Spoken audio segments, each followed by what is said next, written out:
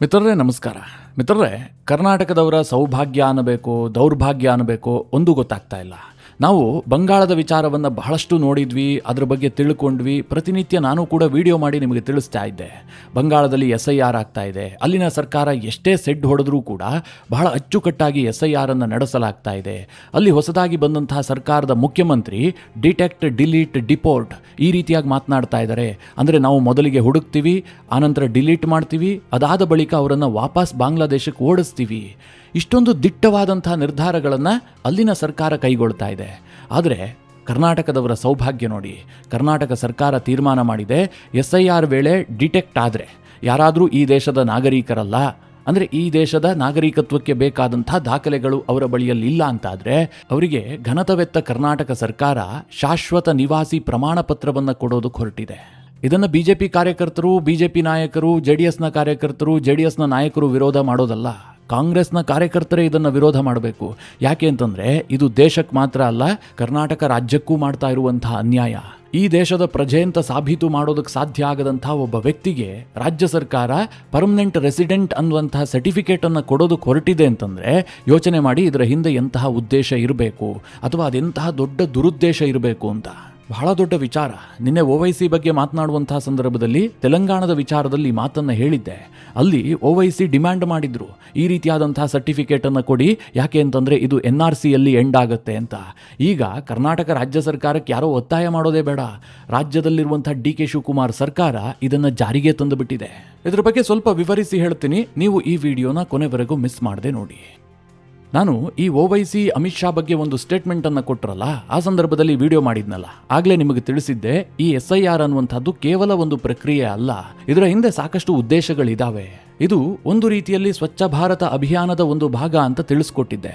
ಒಂದು ಕಡೆ SIR, ಇನ್ನೊಂದು ಕಡೆ ಜಾತಿ ಜನಗಣತಿ. ಅದಾಗ್ತಿದ್ದ ಹಾಗೆ ಕೇಂದ್ರ ಗೃಹ ಇಲಾಖೆ ಡೆಮೋಗ್ರಫಿ ಚೇಂಜ್ ಬಗ್ಗೆ ಅಧ್ಯಯನ ಮಾಡೋದಕ್ಕೆ ಒಂದು ಸಮಿತಿಯನ್ನು ರಚನೆ ಮಾಡಿದೆ. ಇದೆಲ್ಲ ಅಂತಿಮವಾಗಿ NRCಯಲ್ಲಿ ಎಂಡ್ ಆಗಬಹುದು. ಯಾರು ಈ ದೇಶದ ಪ್ರಜೆ, ಯಾರು ಈ ದೇಶದ ಪ್ರಜೆ ಅಲ್ಲ, ಅಕ್ರಮವಾಗಿ ಇಲ್ಲಿ ನೆಲೆಸಿದ್ದಾನೆ, ಇದನ್ನ ಕಂಡುಹಿಡಿಯೋದು ಮಾತ್ರ ಅಲ್ಲ, ಆತನನ್ನು ಹೊರದಬ್ಬೋದಕ್ಕೂ ಕೂಡ ಕೇಂದ್ರ ಸರ್ಕಾರ ಒಂದು ಪ್ರಯತ್ನಕ್ಕೆ ಕೈ ಹಾಕಿದೆ. ಇದು ಬಹಳ ದೊಡ್ಡ ಪ್ರೋಗ್ರಾಮ್ ಅಂತ ನಿಮಗೆ ತಿಳಿಸ್ಕೊಟ್ಟಿದ್ದೆ. ಇದರ ಸುಳಿವು ವಿಪಕ್ಷಗಳಿಗೆ ಮೊದಲೇ ಇತ್ತೇನೋ, ಅದಕ್ಕೋಸ್ಕರವಾಗಿ ಈ SIR ಪ್ರಕ್ರಿಯೆಯನ್ನು ವಿಪರೀತವಾಗಿ ವಿರೋಧ ವ್ಯಕ್ತಪಡಿಸಿದ್ರು. ದಂಡಿಯಾಗಿ ಸುಪ್ರೀಂ ಕೋರ್ಟ್ಗೆ ಹೋದ್ರು. ಆದರೆ ಸುಪ್ರೀಂ ಕೋರ್ಟ್ ಈ SIR ಪ್ರಕ್ರಿಯೆಗೆ ತಡೆ ಕೊಡೋದಕ್ಕೆ ಒಪ್ಪಿಲ್ಲ. ಯಾಕೆ ಅಂತಂದ್ರೆ ಅದು ಕಾನೂನುಬದ್ಧವಾಗಿ ನಡೀತಾ ಇರುವಂತಹ ಒಂದು ಪ್ರಕ್ರಿಯೆ. ಚುನಾವಣಾ ಆಯೋಗಕ್ಕೆ ಪೂರ್ಣವಾದಂತಹ ಅಧಿಕಾರ ಇದೆ, ನಮ್ಮ ಸಂವಿಧಾನದಲ್ಲೇ ಬರೆದಿಟ್ಟುಬಿಟ್ಟಿದ್ದಾರೆ. ಕಾಲಕ್ಕೆ SIR ನಡಿಬೇಕು, ಮತದಾರರ ಪಟ್ಟಿಯ ಪರಿಶೀಲನೆ ಆಗಬೇಕು, ಸತ್ವದಂಥವರನ್ನ ಡಿಲೀಟ್ ಮಾಡಬೇಕು, ಡಬಲ್ ಎಂಟ್ರಿ ಆದವರನ್ನ ಡಿಲೀಟ್ ಮಾಡಬೇಕು, ಅರ್ಹರನ್ನ ಗುರುತಿಸಬೇಕು ಅನ್ನುವಂಥ ನಿಯಮ ಇದೆ. ಹೀಗಾಗಿ ಸುಪ್ರೀಂ ಕೋರ್ಟ್ ಕೂಡ ಇದಕ್ಕೆ ತಡೆ ಕೊಟ್ಟಿಲ್ಲ, ವಿಪಕ್ಷಗಳಿಗೆ ಹಿನ್ನಡೆ ಆಯಿತು. ಬಹುತೇಕ ಎಲ್ಲಾ ರಾಜ್ಯಗಳಲ್ಲೂ ಕೂಡ SIR ಬಹಳ ಯಶಸ್ವಿಯಾಗಿ ಆಗಿದೆ. ಕರ್ನಾಟಕದಲ್ಲಿ ಕಾಂಗ್ರೆಸ್ ಸರ್ಕಾರ ಇದೆಯಲ್ಲ, ಇವರು SIR ಅನ್ನ ಆರಂಭದಿಂದಲೂ ಕೂಡ ವಿರೋಧ ಮಾಡೋದಕ್ಕೆ ಶುರು ಮಾಡಿಲ್ಲ. ಇವರೇನು ಅಂದುಕೊಂಡ್ರು, ವಿರೋಧ ಮಾಡಿ ಇದನ್ನು ತಡೆಯೋದಕ್ಕೆ ಸಾಧ್ಯ ಇಲ್ಲ. ಅದರ ಬದಲಾಗಿ DK ಶಿವಕುಮಾರ್ ಸರ್ಕಾರ ಯಾವ ರೀತಿಯಾಗಿ ಯೋಚನೆ ಮಾಡಿದೆ ಅಂತಂದ್ರೆ, ನೀವು ಚಾಪೆ ಕೆಳಗೆ ತೂರ್ತಾ ಇದ್ದೀರಾ, ನಾವು ರಂಗೋಲಿ ಕೆಳಗೆ ತೂರ್ತಿದೀವಿ ಅಂತ ಯೋಚನೆ ಮಾಡದಂತೆ ಕಂಡು ಬರ್ತಾ ಇದೆ. ಯಾಕೆ ಅಂತಂದ್ರೆ ರಾಜ್ಯದಲ್ಲಿ SIR ಪ್ರಕ್ರಿಯೆ ಆರಂಭವಾಗ್ತಿದ್ದ ಹಾಗೆ ರಾಜ್ಯ ಸರ್ಕಾರ ಒಂದು ನೋಟಿಫಿಕೇಶನ್ ಅನ್ನು ಇಶ್ಯೂ ಮಾಡಿದೆ. ಅದೇನು ಕೇಳಿದ್ರೆ, ರಾಜ್ಯ ಸರ್ಕಾರದ ಕಡೆಯಿಂದ ಪರ್ಮನೆಂಟ್ ರೆಸಿಡೆಂಟ್ ಸರ್ಟಿಫಿಕೇಟ್ ಅನ್ನು ಕೊಡ್ತೀವಿ, ರಾಜ್ಯ ಸರ್ಕಾರ ಶಾಶ್ವತ ನಿವಾಸಿ ಪ್ರಮಾಣ ಪತ್ರವನ್ನು ಹಂಚಿಕೆ ಮಾಡುತ್ತಂತೆ. ಇದನ್ನು ಪಕ್ಕಾ ಕನ್ನಡ ಭಾಷೆಯಲ್ಲಿ ಹೇಳೋದಾದ್ರೆ, ನಾವು ಕಳ್ಳರಿಗೆ ಪರವಾನಿಗೆ ಕೊಡ್ತೀವಿ ಅಂತ ಓಪನ್ ಆಗಿ ರಾಜ್ಯ ಸರ್ಕಾರ ಘೋಷಣೆ ಮಾಡಿದೆ. ಮಿತ್ರರೇ, ಒಂದು ಅರ್ಥ ಆಗ್ತಾ ಇಲ್ಲ, ಈ ದೇಶದಲ್ಲಿ ಹುಟ್ಟಿದವನಿಗೆ ಈ ದೇಶದ ಪ್ರಜೆ ಅಂತ ಸಾಬೀತು ಮಾಡೋದಕ್ಕೆ ಕಷ್ಟ ಇದೆಯಾ? ಈಗ ಒಬ್ಬ ವಯೋವೃದ್ಧ ಇದ್ದಾನಪ್ಪ, ಆತನಿಗೆ 80 ವರ್ಷ ಆಗಿದೆ, 1940ಗಿಂತ ಮುಂಚೆ ಹುಟ್ಟಿದಂಥವನು, ಸ್ವತಂತ್ರವೇ ಬಂದಿರಲಿಲ್ಲ ಹುಟ್ಟುವಂಥ ಸಂದರ್ಭದಲ್ಲಿ, ಆತನ ದಾಖಲೆಗಳಿಲ್ಲ, ಆತ ತನ್ನ ವಂಶವೃಕ್ಷವನ್ನು ಕೊಡೋದಕ್ಕೆ ಕಷ್ಟ ಆಗ್ತಾ ಇದೆ ಅಂದರೆ ಒಪ್ಕೊಳ್ಬಹುದು. ಈಗ 2026ರಲ್ಲಿ ಕರ್ನಾಟಕದಲ್ಲಿ SIR ನಡೀತಿದೆಯಲ್ಲ, ಇದಕ್ಕೆ ಮೂಲ ಆಧಾರ ಯಾವುದು? 2002ರ SIRನ ಡಾಕ್ಯುಮೆಂಟ್. 2002ರಲ್ಲಿ ಆತ ವೋಟರ್ ಲಿಸ್ಟ್ನಲ್ಲಿ ಹೆಸರನ್ನ ಹೊಂದಿದ್ದ. ಈಗ 2026ರಲ್ಲಿ ಪುನಃ ಅರ್ಜಿ ಹಾಕಿದ್ದಾನೆ ಅಂತಂದ್ರೆ ಆತನನ್ನ ಹೆಚ್ಚು ವೆರಿಫಿಕೇಶನ್ನೇ ಮಾಡೋದಿಲ್ಲ, ಈಸಿಯಾಗಿ ಆತನಿಗೆ ವೋಟಿನ ಅಧಿಕಾರ ಸಿಗುತ್ತೆ, ಆತ ಈ ದೇಶದ ನಾಗರಿಕ ಅನ್ನುವಂಥದ್ದು ಕನ್ಫರ್ಮ್ ಆಗುತ್ತೆ. ಈಗ ನಿಮಗೆ ಪ್ರಶ್ನೆ ಬರಬಹುದು, 2002ರಲ್ಲಿ ಆತ ಸೇರ್ಪಡೆ ಆಗಿರ್ಲಿಲ್ಲಪ್ಪ, 2004ರಲ್ಲೋ 2006ರಲ್ಲೋ ಅವನಿಗೆ 18 ವರ್ಷ ತುಂಬಿರುತ್ತೆ, ಮತಾಧಿಕಾರ ಸಿಕ್ಕಿರುತ್ತೆ, ಅವನ ಕತೆ ಏನು ಅಂತ ನಿಮಗೆ ಅನಿಸಬಹುದು. ಈಗ ನಡೀತಾ ಇರುವಂತಹ SIR ಪ್ರಕ್ರಿಯೆಯಲ್ಲಿ ಅವನಿಗೂ ಕೂಡ ಯಾವುದೇ ಕಷ್ಟ ಆಗೋದಿಲ್ಲ. ಅವನ ತಂದೆ ತಾಯಿ ಈ ದೇಶದಲ್ಲಿ ವೋಟರ್ಸ್ ಆಗ್ಬಿಟ್ರೆ ಅವರ ಮಕ್ಕಳನ್ನ ಪ್ರಶ್ನೆ ಮಾಡುವಂತಹ ಪ್ರಮೇಯವೇ ಬರೋದಿಲ್ಲ. ಸಹಜವಾಗಿ ಲಿಸ್ಟ್ ನಲ್ಲಿ ಅವನ ಹೆಸರು ಬರುತ್ತೆ, ಅವನಿಗೆ ಯಾವುದೇ ಅಡ್ಡಿ ಆತಂಕಗಳೇ ಇಲ್ಲ. ಯಾರಿಗೆ ಅಡ್ಡಿ ಆತಂಕ ಆಗ್ತಾ ಇದೆ ಕೇಳಿದ್ರೆ, ಈ ಉದ್ಭವ ಮೂರ್ತಿಗಳಿರ್ತಾರಲ್ಲ, 2002ರಲ್ಲಿ ಅವರ ತಂದೆ ತಾಯಿಗಳು ಕೂಡ ಲಿಸ್ಟ್ನಲ್ಲಿಲ್ಲ, 2006ರಲ್ಲೂ ಸೇರಿಲ್ಲ. ಈಗ ದಿಢೀರ್ ಅಂತ ಅವರು ಉದ್ಭವ ಆಗ್ಬಿಟ್ಟಿದ್ದಾರೆ. ಜೊತೆಗೆ ಅವರ ಬಳಿಯಲ್ಲಿ ಈ ದೇಶದ ಪ್ರಜೆ ಅನ್ನೋದಕ್ಕೆ ಯಾವುದೇ ದಾಖಲೆಗಳಿಲ್ಲ. ನನ್ನ ಅಪ್ಪ ಇವರು, ನನ್ನ ಅಜ್ಜ ಇವರು, ನನ್ನ ಮುತ್ತಾತ ಇವರು, ಒಂದು 4 ಹೆಸರು ಹೇಳಬೇಕು, ಅದಕ್ಕೆ ಸಂಬಂಧಪಟ್ಟ ದಾಖಲೆಗಳು ಎಲ್ಲಾದ್ರೂ ಒಂದು ಕಡೆ ರಿಜಿಸ್ಟರ್ ಆಗಿರುತ್ತಲ್ವಾ? ಆ ಯಾವ ದಾಖಲೆಗಳೂ ಇಲ್ಲದಂತಹ ಉದ್ಭವ ಮೂರ್ತಿಗಳಿಗೆ ಈ SIR ನಲ್ಲಿ ಕಷ್ಟ ಆಗ್ತಾ ಇದೆ. ಮಿತ್ರರೇ, ಇದು ಸಣ್ಣ ವಿಚಾರ ಅಲ್ಲ. ನಿಮಗೆ ಅನ್ನಿಸಬಹುದು ಏನ್ ಬಹಳ ದೊಡ್ಡ ಸಂಖ್ಯೆಯಲ್ಲಿ ಇರ್ತಾರ ಅಂತ. ನಾನು ಈ ಹಿಂದೆ ಅಸ್ಸಾಂ ಉದಾಹರಣೆಯನ್ನ ಕೊಟ್ಟಿದ್ದೆ. ಅಸ್ಸಾಂನಲ್ಲಿ ಮಾತ್ರ NRC ಜಾರಿಯಾಗಿದೆ. ಅಸ್ಸಾಂನಲ್ಲಿ 2019ರಲ್ಲಿ NRCಗೋಸ್ಕರವಾಗಿ ಅರ್ಜಿ ಆಹ್ವಾನಿಸಿದ್ರಲ್ಲ, 3,30,00,000ಕ್ಕೂ ಹೆಚ್ಚು ಮಂದಿ ಅರ್ಜಿಯನ್ನ ಸಲ್ಲಿಸಿದ್ರು. ಅದರಲ್ಲಿ 3,11,00,000 ಮಂದಿಗೆ ಯಾವುದೇ ತೊಂದರೆ ಆಗಿಲ್ಲ. ಯಾಕೆಂತಂದ್ರೆ ಅವ್ರ ಅಪ್ಪನೂ ಈ ದೇಶದವರೇ, ಅವ್ರ ಅಜ್ಜನೂ ಈ ದೇಶದವರೇ, ಅವ್ರಿಗೆ ಯಾವುದೇ ಜಾತಿ ಧರ್ಮ ಯಾವುದೂ ಕೂಡ ಅಡ್ಡ ಬಂದಿಲ್ಲ. ಅವರು ಈಸಿಯಾಗಿ ಈ ದೇಶದ ಪ್ರಜೆ ಅಂತ ಸಾಬೀತುಪಡಿಸ್ಕೊಂಡ್ರು. ಆದರೆ ಇನ್ನುಳಿದಂತಹ 19 ಲಕ್ಷ ಮಂದಿ ಇದ್ದಾರಲ್ಲ, ಅವರಿಗೆ ಯಾವುದೇ ರೀತಿಯಲ್ಲೂ ಕೂಡ ದಾಖಲೆಯನ್ನು ಒದಗಿಸೋದಕ್ಕೆ ಸಾಧ್ಯ ಆಗಿಲ್ಲ. ಯಾಕೆ ಅಂತಂದ್ರೆ ಅವರು ಈ ದೇಶದ ಪ್ರಜೆಗಳೇ ಅಲ್ಲ. ಪಶ್ಚಿಮ ಬಂಗಾಳದಲ್ಲಿ NRC ಇನ್ನೂ ಕೂಡ ಜಾರಿ ಆಗಿಲ್ಲ. ಆದರೆ SIR ಮಾಡುವಂತಹ ಸಂದರ್ಭದಲ್ಲೇ ಎಂತೆಂತಹ ಸಮಸ್ಯೆಗಳು ತಲೆದೋರಿದವು ಗೊತ್ತಾ?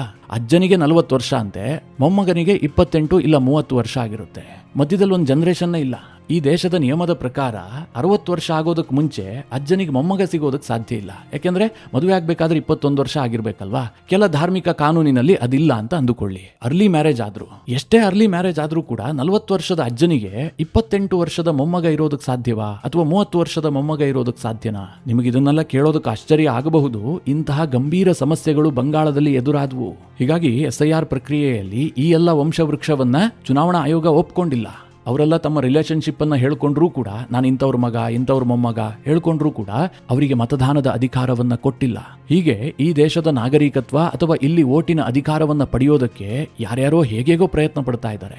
ಅಂತವರಿಗೆ ಸಹಕಾರ ಮಾಡೋದಕ್ಕೆ ಕರ್ನಾಟಕ ಸರ್ಕಾರ ಈಗ ಬಹಳ ದೊಡ್ಡ ಯೋಜನೆಯನ್ನೇ ಜಾರಿಗೆ ತರ್ತಾ ಇದೆ. ಇದಕ್ಕಿಂತ ದೌರ್ಭಾಗ್ಯ ಕರ್ನಾಟಕಕ್ಕಿನ್ನೇನಿದೆ? ಈಗ ಶಾಶ್ವತ ನಾಗರಿಕ ಪ್ರಮಾಣ ಪತ್ರ ಅಂತಂದ್ರೆ ಏನು, ಇದರಿಂದ ಏನಾಗ್ಬಿಡುತ್ತೆ ಅಂತ ಕೆಲವರಿಗೆ ಅನ್ನಿಸಬಹುದು. ಇದು ಬಹಳ ದೊಡ್ಡ ಅನಾಹುತಕಾರಿಯಾದಂತಹ ಒಂದು ಯೋಜನೆ.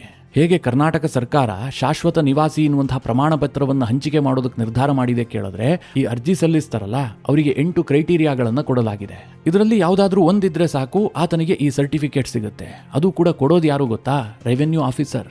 ಏನ್ ಜಿಲ್ಲಾಧಿಕಾರಿ ಕೊಡೋದಲ್ಲ, ಅಥವಾ ಜಿಲ್ಲಾ ಪೊಲೀಸ್ ವರಿಷ್ಠಾಧಿಕಾರಿ ಕೊಡೋದಲ್ಲ. ಒಬ್ಬ ಸಾಮಾನ್ಯ ರೆವಿನ್ಯೂ ಆಫೀಸರ್ ಶಾಶ್ವತ ನಿವಾಸಿ ಪ್ರಮಾಣ ಪತ್ರವನ್ನ ಕೊಡಬಹುದು. ಹೀಗಂತ ಕರ್ನಾಟಕ ಸರ್ಕಾರ ಆದೇಶವನ್ನ ಹೊರಡಿಸಿದೆ.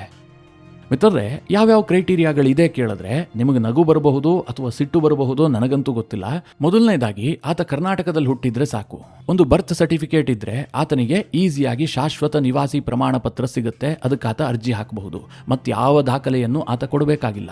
ಅಥವಾ ಕಾನೂನುಬದ್ಧ ಪಾಲಕರು 10 ವರ್ಷಗಳಿಂದ ಕರ್ನಾಟಕದಲ್ಲಿ ನೆಲೆಸಿದ್ರೆ ಸಾಕು. ಇದನ್ನೆಲ್ಲ ಮುಂದೆ ವಿವರಿಸಿ ಹೇಳ್ತೀನಿ, ಯಾವ ರೀತಿಯಲ್ಲಿ ಈ ಅಕ್ರಮ ಬಾಂಧವರಿಗೆ ಅಡ್ಡದಾರಿಗೆ ಅವಕಾಶ ಮಾಡಿಕೊಡ್ತಾ ಇದ್ದಾರೆ ಅಂತ. ಇಲ್ಲ ಶಿಕ್ಷಣ ಡಾಕ್ಯುಮೆಂಟ್ ಇದ್ರೂ ಕೂಡ ಸಾಕು. ಅಥವಾ ಕರ್ನಾಟಕದಲ್ಲಿ ಆಸ್ತಿ ಹೊಂದಿದಾರಾ, ಅವರಿಗೆ ಆ ಸರ್ಟಿಫಿಕೇಟ್ ಸಿಗುತ್ತೆ. ಇಲ್ಲ ಕರ್ನಾಟಕದ ಓರ್ವ ಪ್ರಜೆಯನ್ನ, ಅಂದ್ರೆ ಕರ್ನಾಟಕದಲ್ಲೇ ಇರುವಂತಹ ಒಬ್ಬ ವ್ಯಕ್ತಿಯನ್ನ ಯಾರಾದ್ರೂ ಮದುವೆ ಆಗಿ ಬಂದಿದ್ರೂ ಕೂಡ ಸಾಕು, ಅವರಿಗೂ ಕೂಡ ಈ ಸರ್ಟಿಫಿಕೇಟ್ ಸಿಗುತ್ತೆ. ಇಲ್ಲ ತಂದೆ ತಾಯಿ ಬಳಿಯಲ್ಲಿ Aadhaar card, PAN card, voter card ಯಾವುದಿದ್ರೂ ಕೂಡ ಸಾಕು, ಅವರ ಮಕ್ಕಳಿಗೆ ಶಾಶ್ವತ ಕರ್ನಾಟಕದ ನಿವಾಸಿ ಎನ್ನುವಂತಹ ಪ್ರಮಾಣ ಪತ್ರ ಸಿಗುತ್ತೆ.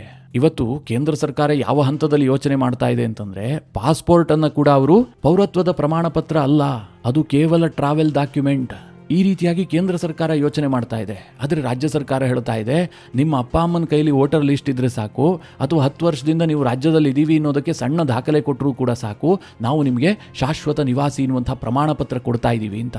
ಇಲ್ಲಿ ದುರಂತ ಏನು ಸಂಭವಿಸಬಹುದು ಅಂತ ಚಿಕ್ಕದಾಗಿ ಹೇಳ್ತೀನಿ ನಿಮಗೆ. ಮೊದಲನೇದಾಗಿ, ಕರ್ನಾಟಕದಲ್ಲಿ ಹುಟ್ಟಿದ್ರೆ ಸಾಕು, ಆತನಿಗೆ ಶಾಶ್ವತ ಪ್ರಮಾಣ ಪತ್ರ ಸಿಗುತ್ತೆ ಅಂತ ಅಂದುಕೊಳ್ಳಿ.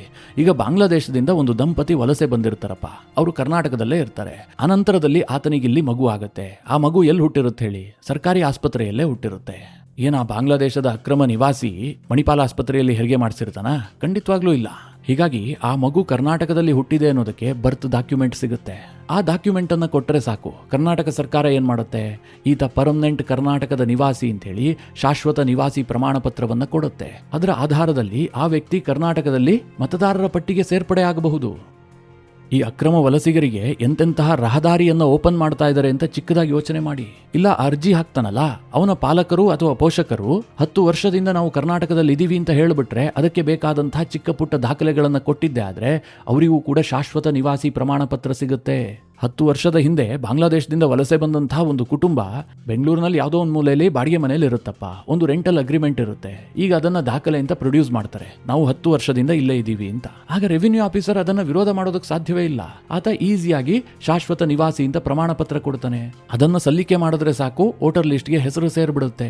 ಇನ್ನು ಶಿಕ್ಷಣ ಡಾಕ್ಯುಮೆಂಟ್ ಇದ್ರೂ ಕೂಡ ಸಾಕಂತೆ. ಬಾಂಗ್ಲಾದೇಶದ ನಿವಾಸಿಗಳು ತಮ್ಮ ಮಕ್ಕಳನ್ನ ಗವರ್ಮೆಂಟ್ ಸ್ಕೂಲ್ನಲ್ಲಿ ಓದಿಸಿದ್ರೆ ಅಥವಾ ಪ್ರೈವೇಟ್ ಸ್ಕೂಲ್ನಲ್ಲೇ ಓದಿಸಿದ್ರು ಅಂತ ಅಂದುಕೊಳ್ಳಿ, ಆ ಡಾಕ್ಯುಮೆಂಟ್ ಅನ್ನ ಕೊಟ್ಟರು ಸಾಕು, ಆತನಿಗೆ ಕರ್ನಾಟಕದ ಶಾಶ್ವತ ನಿವಾಸಿ ಪ್ರಮಾಣ ಪತ್ರ ಸಿಗುತ್ತೆ. ಸದ್ಯ ಈ ವಿಚಾರ ಬಹಳ ದೊಡ್ಡ ರಾಜಕೀಯ ಆಕ್ರೋಶಕ್ಕೆ ಕಾರಣ ಆಗಿದೆ. ಬಿಜೆಪಿ ಇದನ್ನು ಬಹಳ ಸೀರಿಯಸ್ ಆಗಿ ಪರಿಗಣಿಸಿದೆ. ಶೋಭಾ ಕರಂದ್ಲಾಜೆ ಇವತ್ತು ಪ್ರೆಸ್ ಮೀಟ್ ಮಾಡಿ ಇದರ ವಿರುದ್ಧ ಆಕ್ರೋಶ ಹೊರಹಾಕಿದ್ದಾರೆ. ಅಷ್ಟು ಮಾತ್ರ ಅಲ್ಲ, ಅವರು ಕೇಂದ್ರ ಗೃಹ ಸಚಿವರಿಗೆ ಈ ಬಗ್ಗೆ ಪತ್ರ ಬರೆದಿದ್ದಾರೆ. ರಾಜ್ಯ ಸರ್ಕಾರಕ್ಕೆ ಈ ಬಗ್ಗೆ ಯಾವುದೇ ಅಧಿಕಾರ ಇಲ್ಲ, ಇವರು ಅನಾಹುತ ಸೃಷ್ಟಿಸ್ತಾ ಇದ್ದಾರೆ ಅಂತ. ಏನೋ ಇವರು ಶಾಶ್ವತ ಪ್ರಮಾಣ ಪತ್ರ ಕೊಡ್ತೀವಿ ಇಂದ ತಕ್ಷಣಕ್ಕೆ ಇದೆಲ್ಲವೂ ಅಷ್ಟು ಈಸಿಯಾಗಿ ಆಗುತ್ತೆ ಅಂತ ನಾನು ಅಂದುಕೊಂಡಿಲ್ಲ. ನಮ್ಮ ವ್ಯವಸ್ಥೆ ಅಷ್ಟೆಲ್ಲ ಹಾಳಾಗಿದೆ ಅಂತ. ಯಾಕೆಂದ್ರೆ ಕೋರ್ಟು ಕಾನೂನು ಎಲ್ಲವೂ ಕೂಡ ಇದಾವೆ. ಯಾರೋ ಒಂದು 4 ಜನರಿಗೆ ಇದರ ಅನಾಹುತ ಅರ್ಥ ಆಗುತ್ತೆ, ಇವತ್ತೆಲ್ಲ ನಾಳೆ ಇದಕ್ಕೆ ಬ್ರೇಕ್ ಬೀಳುತ್ತೆ. ಆದರೆ ಇವರು ಯಾವ ಹಂತಕ್ಕೆ ಯೋಚನೆ ಮಾಡ್ತಾ ಇದ್ದಾರೆ, ತನ್ನ ವೋಟ್ ಬ್ಯಾಂಕ್ ಅನ್ನು ಸೃಷ್ಟಿ ಮಾಡಿಕೊಳ್ಳೋದು ಅಥವಾ ಭದ್ರಪಡಿಸಿಕೊಳ್ಳೋದಕ್ಕೋಸ್ಕರವಾಗಿ ಯಾವ ಲೆವೆಲ್ಗೆ ಇಳಿತಾ ಇದ್ದಾರೆ ಅಂತ ಯೋಚನೆ ಮಾಡಿ. ಇದರ ಬಗ್ಗೆ RSS ಖಾತೆ ಸಚಿವರು, ಗೃಹ ಸಚಿವರು ಇದಾರಲ್ಲ, ಪ್ರಿಯಾಂಕಾ ಖರ್ಗೆ, ಅವರನ್ನ ಪ್ರಶ್ನೆ ಮಾಡಿದ್ರೆ ಅವರೆಂತಹ ದಿಮಾಕಿನ ಉತ್ತರ ಕೊಟ್ಟಿದ್ದಾರೆ ಗೊತ್ತಾ ಮಿತ್ರರೇ. ನಾನೊಬ್ಬ ಜರ್ನಲಿಸ್ಟ್ ಆದ ಬಳಿಕ ಕರ್ನಾಟಕ ರಾಜ್ಯದ 6 ಮುಖ್ಯಮಂತ್ರಿಗಳನ್ನ ತೀರಾ ಹತ್ತಿರದಲ್ಲಿ ನೋಡಿದ್ದೀನಿ. ಕೆಲವರು ಹೇಳ್ತಿದ್ರು ಸಿದ್ದರಾಮಯ್ಯನವರಿಗೆ ಅಹಂಕಾರ ಅಂತ, ಯಡಿಯೂರಪ್ಪನವರಿಗೆ ಮುಂಗೋಪ ಅಥವಾ ಸಿಟ್ಟು ಅಂತ. ಆದರೆ ಮಿತ್ರರೇ, ಪ್ರಿಯಾಂಕಾ ಖರ್ಗೆ ಅವರಿಗಿರುವಷ್ಟು ದುರಹಂಕಾರದ ರಾಜಕಾರಣಿಯನ್ನ ಕರ್ನಾಟಕದಲ್ಲಿ ಯಾರನ್ನೂ ನೋಡಿಲ್ಲ. ಯಾವ ಮುಖ್ಯಮಂತ್ರಿಗೂ ಕೂಡ ಇಷ್ಟೆಲ್ಲ ಅಹಂಕಾರ ದುರಹಂಕಾರ ಇರಲಿಲ್ಲ. ಬಹುಶಃ ಬಿಜೆಪಿ ಕೇಡರ್ಗೆ ಪ್ರಿಯಾಂಕಾ ಖರ್ಗೆ ಅವರೇ ವರದಾನ ಅಂತ ನಾನಂತೂ ಭಾವಿಸಿದ್ದೀನಿ. ಅವರು ಪ್ರತಿನಿತ್ಯ ಕೊಡ್ತಾ ಇರುವಂತಹ ಸ್ಟೇಟ್ಮೆಂಟ್ ಇದೆಯಲ್ಲ, ಬಿಜೆಪಿ ಕಾರ್ಯಕರ್ತರನ್ನ ನಿದ್ದೆ ಮಾಡೋದಕ್ಕೆ ಬಿಡ್ತಾ ಇಲ್ಲ. ಬಿಜೆಪಿ ನಾಯಕರುಗಳ ಮೇಲೆ ಎಷ್ಟೇ ಅಸಮಾಧಾನ ಇರಲಿ, ಆದರೆ ಈ ಪ್ರಿಯಾಂಕಾ ಖರ್ಗೆ ಅವರನ್ನ ನೋಡಿದಾಗ, ಅವರ ಮಾತುಗಳನ್ನ ಕೇಳಿದಾಗ, ಈ ಸರ್ಕಾರವನ್ನ ಮುಂದಿನ ಚುನಾವಣೆಯಲ್ಲಿ ಸೋಲಿಸದೆ ನಾವು ವಿರಮಿಸೋದಿಲ್ಲ, ಈ ತೀರ್ಮಾನಕ್ಕೆ ಬರ್ತಾ ಇದ್ದಾರೆ. ಆ ರೀತಿಯಾಗಿ ದುರಹಂಕಾರದ ಸ್ಟೇಟ್ಮೆಂಟ್ಗಳನ್ನ ಪ್ರಿಯಾಂಕಾ ಖರ್ಗೆ ಕೊಡ್ತಾ ಇದ್ದಾರೆ. ಈಗಲೂ ಕೂಡ ಅಷ್ಟೇ. ಈ ಶಾಶ್ವತ ನಿವಾಸಿ ಪ್ರಮಾಣ ಪತ್ರದ ಬಗ್ಗೆ ಗೃಹ ಸಚಿವರನ್ನ ಪ್ರಶ್ನೆ ಮಾಡಿದ್ರೆ ಅವ್ರೇನ್ ಹೇಳ್ತಾರೆ ಗೊತ್ತಾ, ಈ ಸರ್ಟಿಫಿಕೇಟ್ ಅನ್ನ ನಾವೇನು ಕಾಂಗ್ರೆಸ್ ಪಕ್ಷದಿಂದ ಕೊಡ್ತಾ ಇಲ್ಲ, ಸರ್ಕಾರದಿಂದ ಅಧಿಕೃತವಾಗಿ ಕೊಡ್ತಾ ಇದೀವಿ, ಈ ವ್ಯವಸ್ಥೆಯ ಅಡಿಯಲ್ಲಿ ಕೊಡ್ತಾ ಇದೀವಿ.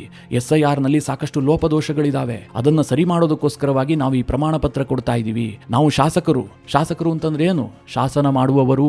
ಅಬ್ಬಬ್ಬಾ, ಏನು ಜ್ಞಾನ ಭಂಡಾರ. ನಿಮಗೆ ನೆನಪಿರ್ಲಿ, ಈ ದೇಶದಲ್ಲಿ ಪೌರತ್ವ ಕೊಡುವಂತಹ ಅಧಿಕಾರ ಇರೋದು ಕೇವಲ ಕೇಂದ್ರ ಸರ್ಕಾರಕ್ಕೆ ಮಾತ್ರ. ಒಂದು ವೇಳೆ ಕೇಂದ್ರ ಸರ್ಕಾರ ಈ ದೇಶದ ಪೌರ ಈ ವ್ಯಕ್ತಿ ಅಲ್ಲ ಅಂತ ನಿರ್ಧಾರ ಮಾಡಿದ್ದೇ ಆದರೆ ರಾಜ್ಯ ಸರ್ಕಾರಗಳು ತಲೆ ಕೆಳಗಾಗಿ ನಿಂತರೂ ಕೂಡ ಆಗೋದಿಲ್ಲ. ಇಂತಹ 100 ಪ್ರಿಯಾಂಕಾ ಖರ್ಗೆ ಬಂದರೂ ಕೂಡ ಅಕ್ರಮ ವಲಸಿಗನಿಗೆ ಈ ದೇಶದ ಪೌರತ್ವವನ್ನು ಕೊಡೋದಕ್ಕೆ ಸಾಧ್ಯ ಆಗೋದಿಲ್ಲ.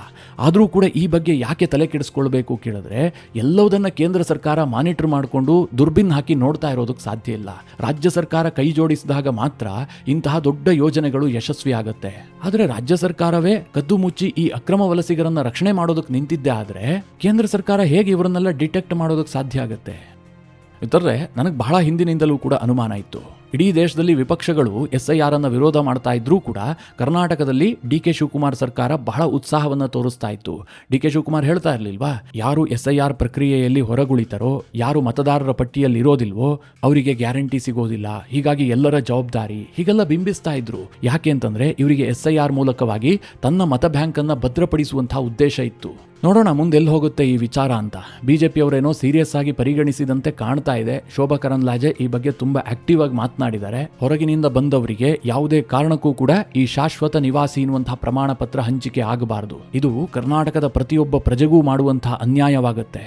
ಮಿತ್ರರೇ, ಈ ವಿಚಾರವಾಗಿ ನಿಮ್ಮ ಅನಿಸಿಕೆ ಅಭಿಪ್ರಾಯಗಳೇನು ಕಮೆಂಟ್ ಮಾಡುವ ಮೂಲಕ ನಮಗೆ ತಿಳಿಸಿ. ಹಾಗೆ ನಿಮಗೆ ಈ ವಿಡಿಯೋ ಇಷ್ಟವಾದರೆ ಲೈಕ್ ಮಾಡಿ. ಜೊತೆಗೆ ನೀವಿನ್ನೂ ನಿಮ್ಮ ನೆಚ್ಚಿನ ಸಂಸ್ಕಾರ ಸೌರಭ ಯೂಟ್ಯೂಬ್ ಚಾನಲ್ನ ಸಬ್ಸ್ಕ್ರೈಬ್ ಮಾಡಿಲ್ಲ ಅಂತಾದರೆ ಈ ಕೂಡಲೇ ಸಬ್ಸ್ಕ್ರೈಬ್ ಮಾಡಿ. ಮುಂದಿನ ಎಲ್ಲ ಅಪ್ಡೇಟ್ಗಳ ನೋಟಿಫಿಕೇಷನ್ಗಾಗಿ ಬೆಲ್ ಐಕಾನ್ ಒತ್ತಿ.